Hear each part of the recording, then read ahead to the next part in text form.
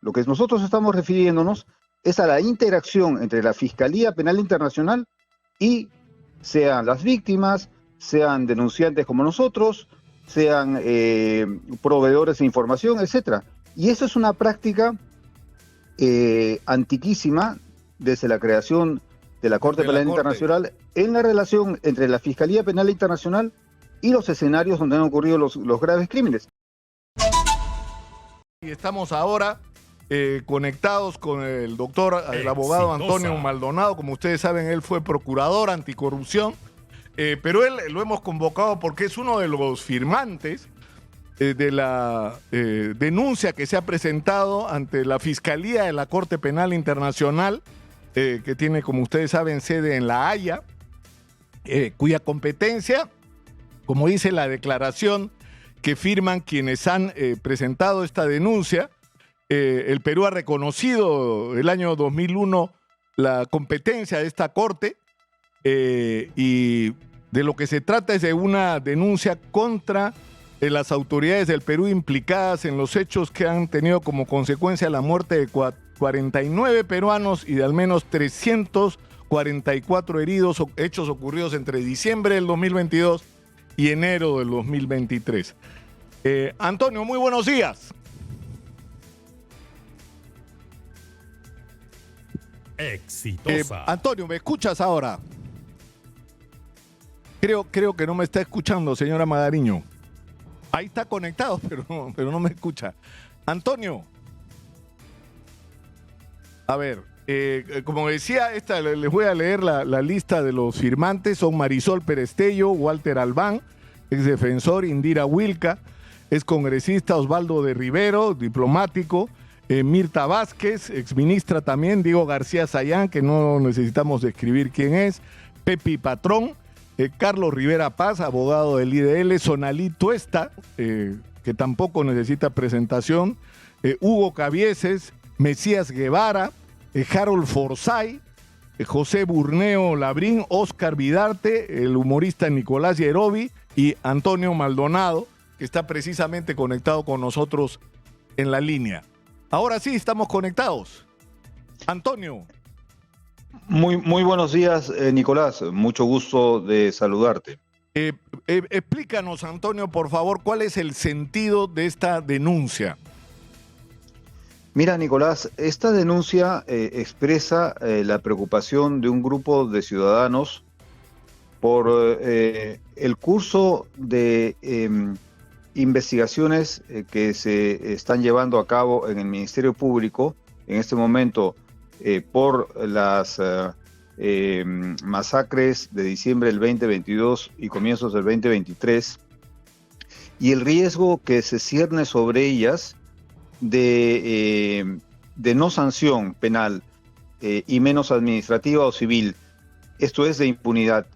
Y ello debido a que el Estado peruano, a través de sus dos órganos más importantes, el Congreso y el Gobierno, en los últimos meses ha llevado a cabo acciones que demuestran que no tiene la mínima voluntad de cumplir con el principio de complementariedad al que está obligado el Estado peruano al haber se adherido al Estatuto de Roma, al Estatuto que creó la Corte Penal Internacional.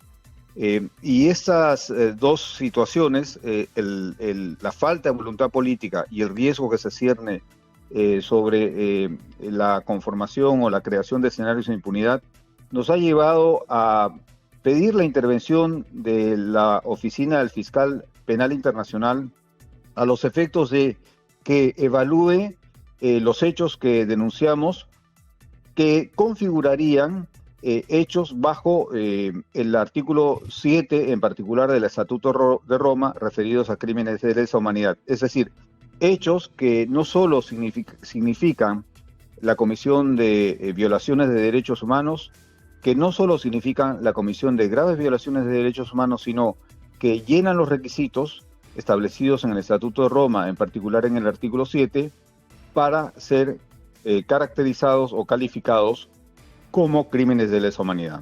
Ahora, Inmediatamente a que se ha hecho pública esta denuncia, Antonio, ha habido ya una respuesta. Por ejemplo, Delia Muñoz ha publicado en su cuenta de X lo siguiente: Corte Penal Internacional solo puede procesar denuncias que provengan de un Estado parte, del Consejo de Seguridad o del fiscal de la Corte. No está previsto que las personas presenten o tramiten denuncias. Ellas motivan que el fiscal comience una indagación acorde al estatuto. ¿Esto es cierto? Mira, Nicolás, eso es cierto y esto no está en discusión. Nadie está discutiendo las habilitaciones legales que bajo el Estatuto de Roma y el Derecho Penal Internacional tienen, existen para que lleguen denuncias ante la Corte Penal Internacional. En efecto, son tres vías: la vía de los estados, la vía del Consejo de Seguridad y la vía de la actuación de la Fiscalía Penal Internacional de oficio. Eso no está en discusión. Lo que nosotros estamos refiriéndonos es a la interacción entre la Fiscalía Penal Internacional y sean las víctimas, sean denunciantes como nosotros, sean proveedores de información, etcétera. Y eso es una práctica antiquísima desde la creación de la Corte Penal Internacional en la relación entre la Fiscalía Penal Internacional y los escenarios donde han ocurrido los graves crímenes. Lo demuestra la experiencia de Colombia. La experiencia de Colombia es riquísima en el sentido de que hay una interacción muy fluida entre la Fiscalía Penal Internacional, tanto en su predecesora como en el actual fiscal, con las víctimas, con las organizaciones de la sociedad civil, con el propio Estado. De tal manera que ir por ese tipo de argumento, perdón, hay que ser un poquito serios, y esto no es lo que estamos discutiendo. Claro, porque de otra manera entenderíamos que la Fiscalía Penal Internacional es una suerte de ente abstracto, desconectado de la realidad, sin ninguna conexión con las circunstancias y los hechos concretos en los escenarios nacionales donde ocurren las violaciones de derechos humanos que califican en este caso como crímenes de lesa humanidad. O sea que ese no es un argumento válido. Claro, es decir, acá, por lo que entiendo, ¿no?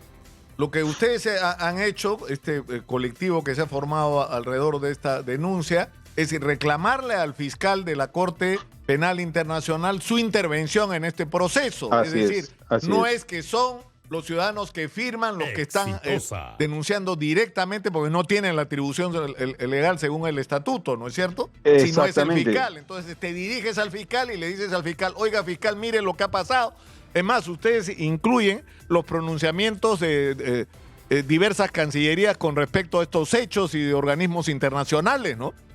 Claro, para cerrar, humanos. Sí, exactamente, totalmente de acuerdo, Nicolás, eso es. Y para cerrar el contraargumento, digamos, frente a este argumento que tú comentas, sería válido si nosotros hubiéramos acudido directamente a la Corte Penal Internacional. Es decir, si hubiéramos creado una cuarta categoría a través de la cual hay un puente o un canal de denuncias directas de, en este caso, un grupo de ciudadanos o víctimas o lo que sea, ante la Corte Penal Internacional. Y ese no es el escenario, o sea que no desviemos la atención del tema de fondo. Ese no es el problema. Hay que ser un poquito serios, creo. Claro, ahora, lo que sí, es decir, ¿cómo funcionan estos mecanismos de las instancias internacionales? Por lo general, lo que se demanda es que se hayan agotado las instancias nacionales. ¿No es cierto? Bueno, es decir, que hayas llegado a la conclusión de que en las instancias nacionales no estás encontrando justicia y por lo tanto te ves obligado a recurrir a las instancias internacionales. ¿Esto es así? O sea, que podría haber una respuesta de la Fiscalía Penal Internacional diciendo: un momentito, tenemos que esperar que termine la investigación en Perú. La regla del previo agotamiento de los recursos internos se aplica a órganos que tienen intervención subsidiaria, tipo la Comisión o la Corte Interamericana de Derechos Humanos, sobre todo la Corte Interamericana de Derechos Humanos. Pero a diferencia de lo que han sostenido colegas, y yo discrepo con ese punto de vista, la Corte Penal Internacional no tiene una función subsidiaria, tiene una función complementaria. Y la dimensión complementaria de la Corte hace que el fiscal de la Corte Penal Internacional no esté sentado esperando a ver qué hacen las autoridades nacionales. Por supuesto, hay marcos de intervención muy claros en el sentido de que si el fiscal de la Corte Penal Internacional observa que una situación denunciada hay el propósito genuino de llevar a cabo actos de justicia, de investigación, de sanción, etcétera, acompañados de una voluntad política del Estado, por supuesto el fiscal no intervendrá.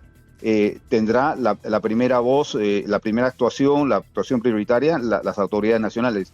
Pero en casos como en el Perú, donde el Congreso aprueba una ley contraria absolutamente a todo el derecho penal internacional, al derecho internacional público, al derecho internacional humanitario, etcétera, etcétera, que es esta ley famosa Prosperidad y Cueto, y todos los días el gobierno nos da muestras de que no tiene la menor voluntad de apoyar al Ministerio Público en su tarea de investigación de estos gravísimos sucesos. En esos contextos estamos ante un escenario legítimo donde estamos planteando que el fiscal penal internacional analice los hechos que exponemos, que están sustentados además, como tú bien dices, en informes muy serios, informes del Departamento de Estado, de la Unión Europea, de la oficina... El informe, Antonio, de Amnistía Internacional es demoledor, porque ha revisado, no todos, ¿no? Lamentablemente, pero todos los casos a los que ha podido tener acceso y que ha investigado exhaustivamente. La conclusión es que esta gente fue víctima de ejecuciones extrajudiciales, que no debieron morir, que terroristas no eran, es decir, exactamente, que la información y el contexto que se creó era absolutamente perverso y falso, ¿no? Y con autoridad, sí, exactamente, perdón. Y con autoridades que actuaron en pleno conocimiento de lo que hacían, es decir, tenían motivos para saber que la activación de fuerzas que portaban armas, que iban a ejercer la violencia por las armas, una actuación que no era controlada, iba a producir esos resultados. Tenían más que elementos suficientes para conocer eso. Sin embargo, no solo en particular de parte de los máximos responsables, como se llama en el Estatuto de la Corte Penal Internacional, artículo 28, en cuanto a la responsabilidad superior, no solo no detuvieron, en el caso de la presidenta, los presidentes del Consejo de Ministros, los ministros de Defensa, etcétera, no detuvieron ni controlaron estas acciones, sino que además las alentaron. Y esas acciones ocurrieron no en una semana, ocurrieron en al menos 3 meses.